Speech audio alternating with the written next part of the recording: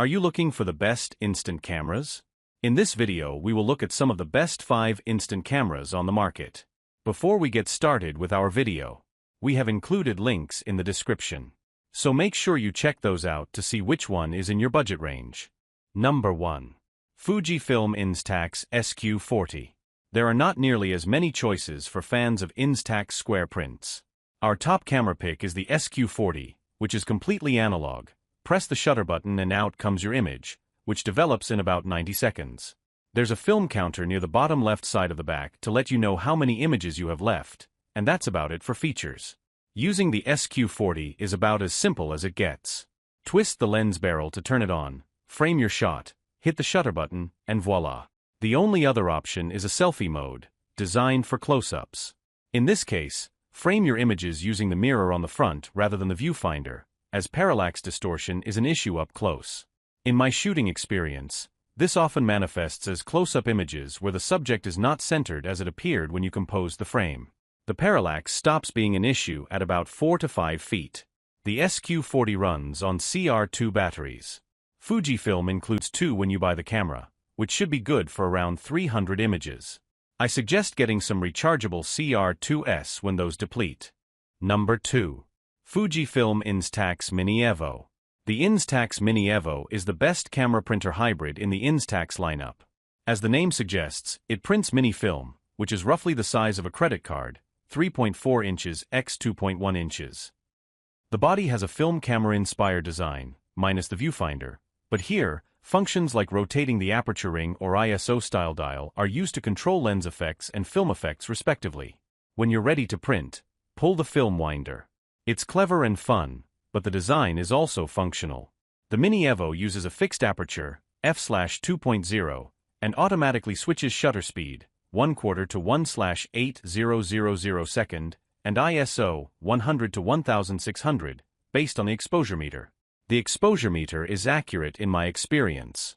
High-contrast scenes with deep shadows will stump it sometimes, but that's okay because the Mini Evo captures your image to its internal memory, about 45 images, expandable to 1 GB with a micro SD card, so you can check your shot on the rear screen before printing. Once you have what you want, crank the film wind lever, and out comes your print. This isn't quite the high-speed printing you'll get with the analog cameras, but it doesn't take more than a minute or two. Among the features that set the Mini Evo above the rest of the Instax pack are the 10 lens effects, which can pair with the 10 film effects, like mirror image, soft focus, etc., to give you more than 100 shooting possibilities. There's a remote shooting option through the Instax app, plus a selfie mirror. You can even affix a selfie light to the cold shoe port on the top edge of the camera.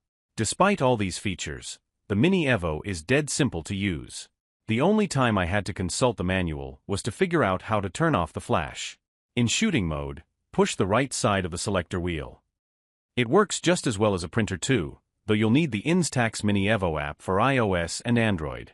The app will also let you transfer your images to post them to Instagram if that's your jam.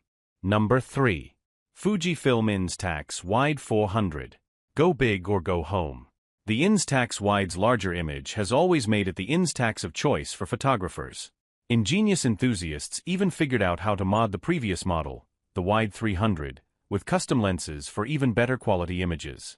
The new Instax Wide 400 is similar in most ways to the 300 that preceded it. It uses the same lens and the same full auto exposure system. If you want full exposure control, this is not the Instax for you.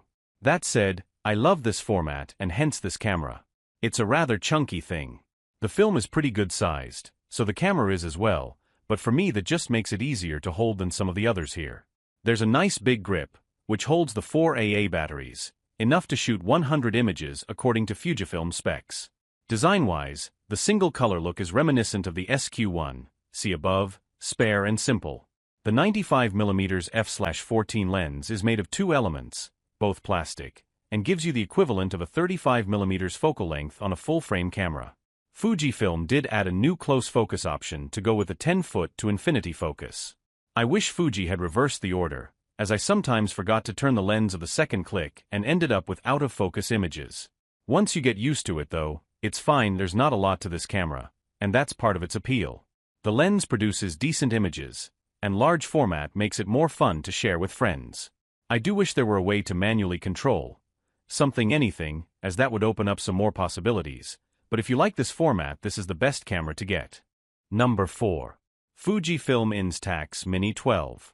If you want an instant camera and don't want to spend a lot, the Instax Mini 12, 8/10, wired recommends, is your best bet. It's a capable, easy-to-use camera wrapped in a colorful, bubbly design. One thing you'll find here that's missing even on more expensive models is parallax correction. That means you don't have to guess where the center of the frame is for close-up subjects.